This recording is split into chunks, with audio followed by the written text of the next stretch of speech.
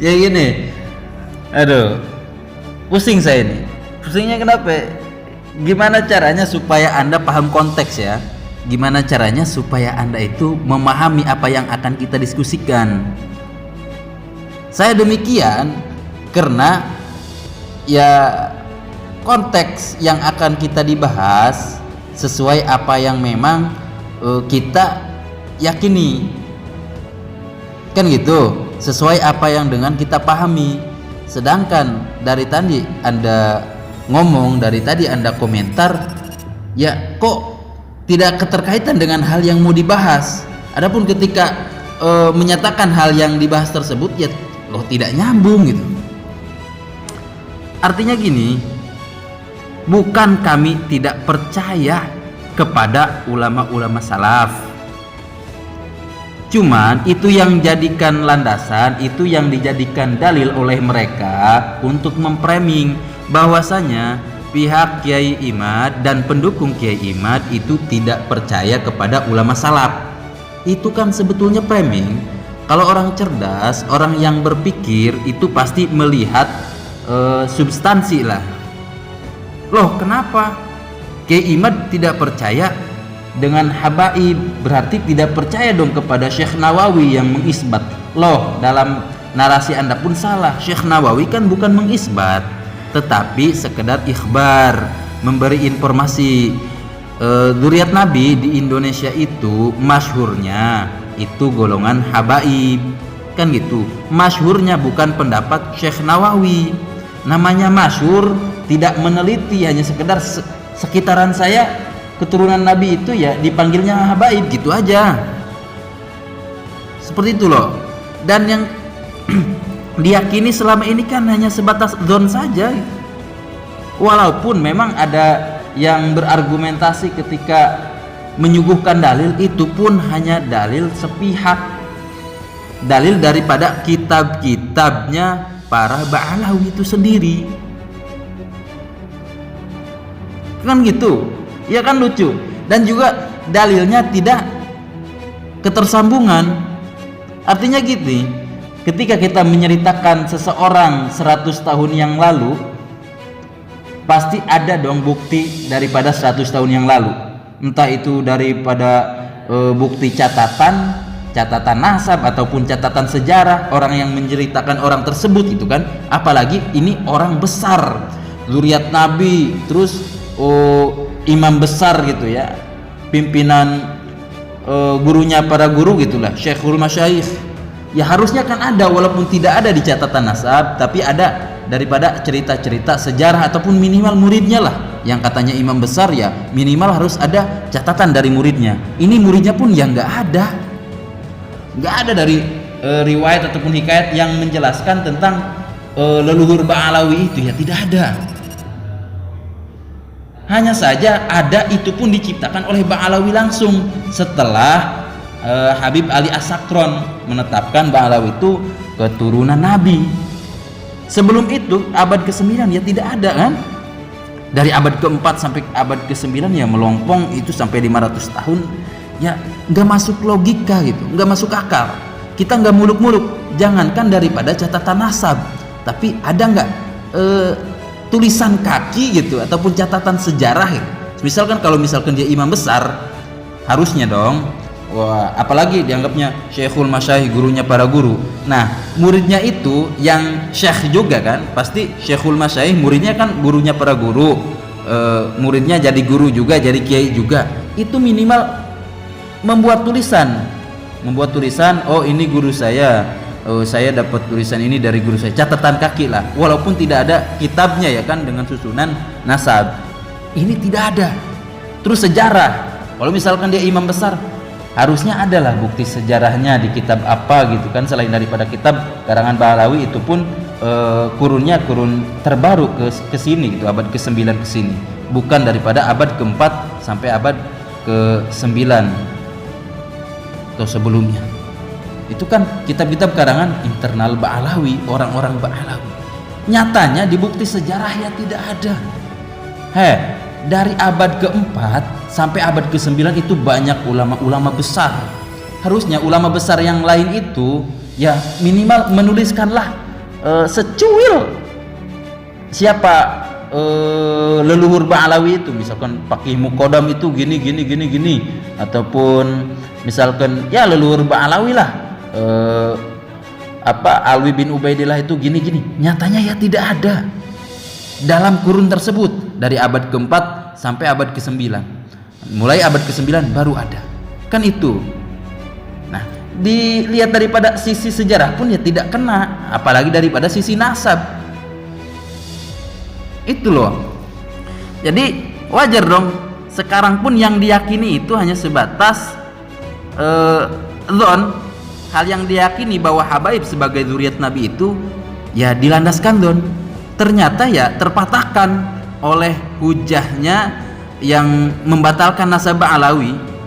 Karena hujah yang membatalkan nasab Ba'alawi itu ya dengan bukti data yang kuat, bahkan dari berbagai disiplin ilmu terkait nasab ini.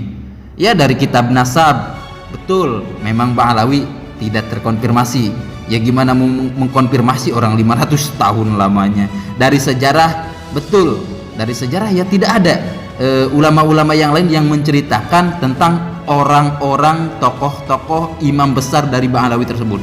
Tidak ada. Bukti filolog apalagi, DNA apalagi, sangatlah jauh. Sudah berseliweran kan tentang DNA-nya zuriat Nabi yang asli itu J1. Terus ada di video yang memang tokoh yang asli keturunan Nabi semuanya haplogrupnya J1. Terus adalah kemarin Habib yang tes DNA, dia haplogrupnya G. Ini kan sangat jauh pisan, sangat jauh banget. Ini di luar nalar. Maksudnya dari J belok ke G, wah, kan lucu gitu. Ya selebihnya itu orang yang DNA lah yang paham itu kan, G itu apa, J1 itu apa gitu. Saya hanya sekedar menyimak, bukan berarti saya paham tentang DNA seperti itu. Hanya menyampaikan bahwasanya Ba'alawi yang diyakini sebagai zuriat Nabi itu hanya sebagai dzon saja. Sedangkan yang membatalkan nasab Ba'alawi itu atas hujahnya bukti data yang kuat dari berbagai disiplin ilmu, seperti yang saya sebutkan tadi. Nah, sedangkan ketika dzon terus ada hujah yang bisa membantah, yaitu batal dong dzonnya. Tidak bisa dipakai lagi. Kita ngikutin yang punya data. Masa ya kita harus kekeh harus mengikuti dzon saja? Ya tidak. Contohnya gini, ketika Anda sholat di tengah hutan, nih di tengah hutan, Anda sendiri kan, Anda sendiri, ataupun ketika Anda sholat berdua, terus ketika itu memang Anda punya kompasnya hilang, gitu aja, berdua di tengah hutan, itu kan sah Anda ijtihad, Anda dengan teman Anda ke kanan, teman Anda itu ke kiri, itu sah-sah saja ketika memang tidak ada yang memberikan info ataupun yang mengkonfirmasi bahwasanya toh kiblat itu ke sana. Nah, Anda ketika sholat, teman Anda menghadap ke kanan, Anda ke kiri. Nah, itu kan dzon kan? Ijtihadnya dzon. Tidak ada yakin di sana. Nah, ketika itu Anda bereslah sholat. Assalamualaikum. Kebetulan ternyata kompasnya ditemukan. Oh, ini kompasnya. Coba kita ukur lagi kiblat. Diukurlah kiblat, ternyata kita tadi salah menghadap kiblat. Nah, gugur dong dzon Anda yang tadi. Oke. Ya kita kalau ditemukan enggak kurang kododi, ayo kita kodo lagi. Nah, itu loh logikanya ke sana, sederhana kan? Nah, jikalau tadi Anda membahas perihal debat di RA, jadi gini. Yang sering digorengkan oleh mereka Kiai Imad nggak berani hadir, ataupun bahkan mirisnya ada bahasa Imaduddin Al-Kaburi, ada mohon maaf dengan bangsat Imad, masya Allah, ini kata kita nggak beradab. Jadi Ba'alawi menduplikasikan bahasa-bahasa yang tak beradab kepada pihak yang bertentangan dengannya, kepada pihak yang berseberangan dengannya, kepada pihak yang tidak sefrekuensi dengannya, gitu. Ya, dalam hal ini pun kita sudah mengetahui, oh iya, Ini berarti bentuk arogansi mereka. Ya harusnya dengan beradab lah, dengan cara mengundang, oke, secara tertulis dia selaku kiai, selaku haji, tulis Kiai Haji Imaduddin Al-Bantani dengan lengkap, kepada yang lainnya pula. Ini kan seolah sudah menganggap rendah, sudah menganggap salah, sudah menganggap hina. Dari tulisan surat undangnya begitu, masya Allah kata kita. Nah terus kan yang tadi sebelum surat itu dikasihkan udah di framing duluan oleh mereka klan Ba'alwi, sudah di framing duluan. Makanya ini lucu. Jadi ketika kita bahas perihal Kiai Haji Imaduddin Utsman yang katanya tidak mau hadir di diskusi yang diselenggarakan oleh Robitoh Alawiyah dan di framing oleh mereka sebagai lecehan, bahkan memberi julukan Al-Kaburi, itu sangatlah tidak pantas, apalagi dilontarkan oleh pihak RA itu sendiri, karena ini melanggar norma dan etika. Dan saya pribadi pun ya tak setuju sebetulnya dengan acara yang diselenggarakan RA tersebut, karena ditinjau dari berbagai sudut kan. Karena menurut saya itu ini loh, acara diskusi atau debat yang diselenggarakan RA itu bukanlah debat, tapi interogasi, bahkan bisa jadi intimidasi. Karena jika kita melirik dari konsep dan etikanya sangatlah tak beradab dan tak objektif. Robitoh Alawiyah itu dia sebenarnya paham tidak tentang protokoler diskusi, tentang etika penyelenggaraan, tentang etika yang lainnya terkait acara yang diadakannya. Ya ini kan lucu. Coba kita lihat mulai dari cara RA menyebar undangan, cara RA menyusun konsep acara, entah itu rundown acara atau pengisi narasumbernya. Dan tentunya ini tidak disepakati oleh kedua belah pihak, yang mana forum diskusi itu harus ada kesepakatan dari kedua belah pihak, dari tata cara penyelenggarannya ataupun hal yang lain. Makanya kenapa saya katakan ini bukan forum diskusi, akan tetapi interogasi, bahkan intimidasi. Ya karena hal ini, masa iya diskusi kok formatnya tertutup seperti orang yang mau disidang, dan lawan diskusi yang diundang tersebut tidak diberi ruang untuk negosiasi perihal tempat dan waktu. Oh, ini sudah perkara besar, Bung, skalanya nasional bahkan internasional. Seharusnya tidak demikianlah dalam membuat format acara. Forum diskusi itu ya diantaranya ialah penyelenggaranya harus netral, entah itu lembaga pemerintah atau lembaga pendidikan yang secara prosedur tak keterpihakan, melainkan tujuannya ialah mencari kebenaran, kan seperti itu. Nah, jika semacam ini, apa layak disebut forum diskusi? Ya sangat jauh, seperti yang saya jelaskan di atas itu. Dan apalagi kalau melihat ke sini, diskusi itu ya harus ada moderator yang dipilih, itu pun atas kesepakatan bersama, bukan sepihak. Hal ini dikarenakan ya untuk menghindari adanya sikap subjektif terhadap peserta diskusi. Tapi lagi-lagi gimana? Yang diterapkan Robitoh Alawiyah itu keluarlah daripada etika, yakni mengambil moderator atas pilihannya sendiri tanpa kesepakatan bersama. Nah ini kan konyol gitu. Dan yang saya lirik gini, yang saya lirik juga daripada waktu penyelenggaraan. Ini sangatlah tidak fair. Masa iya diskusi dengan mengundang berbagai narasumber atau peserta diskusi itu waktunya berbeda-beda? Ini kan lucu. Lagi-lagi ini menunjukkan arogansi Robitoh Alawiyah dalam penyelenggaraan diskusi.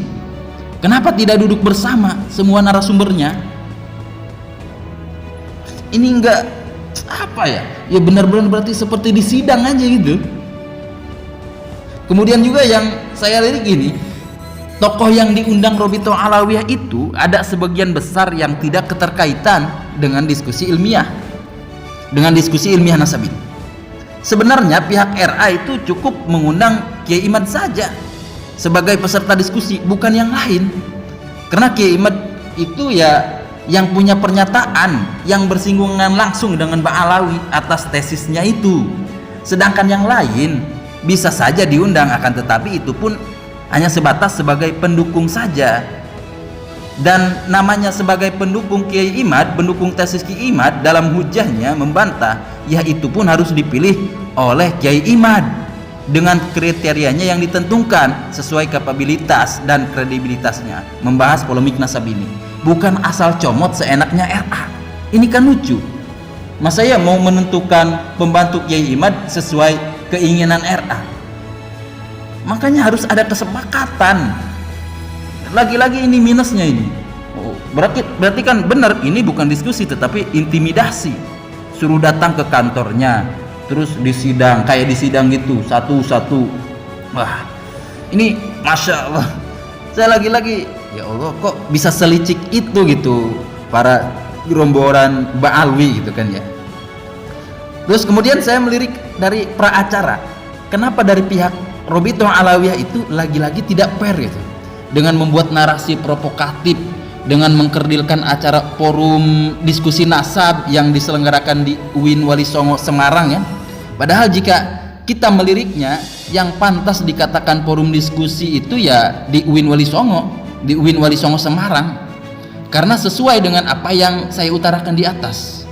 Seperti itu, mulai daripada tempatnya netral kan, terus memang yang diundangnya narasumbernya ya sesuai, terus orang-orang akademisi, seperti itu, seperti hal yang lainnya yang saya katakan di atas. Nah kemudian saya juga menyoroti kemupakatan perihal hasil dari diskusi tersebut. Nah yang saya tanyakan juga gini, apakah ada kesepakatan dan perjanjian yang dibuat, kesepakatan mereka dengan Kiai Imad?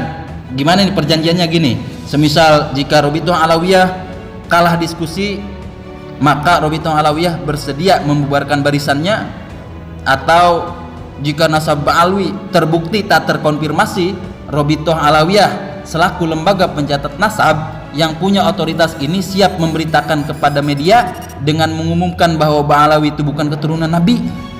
Semisalkan seperti itu, harus ada perjanjian, kesepakatan di sana.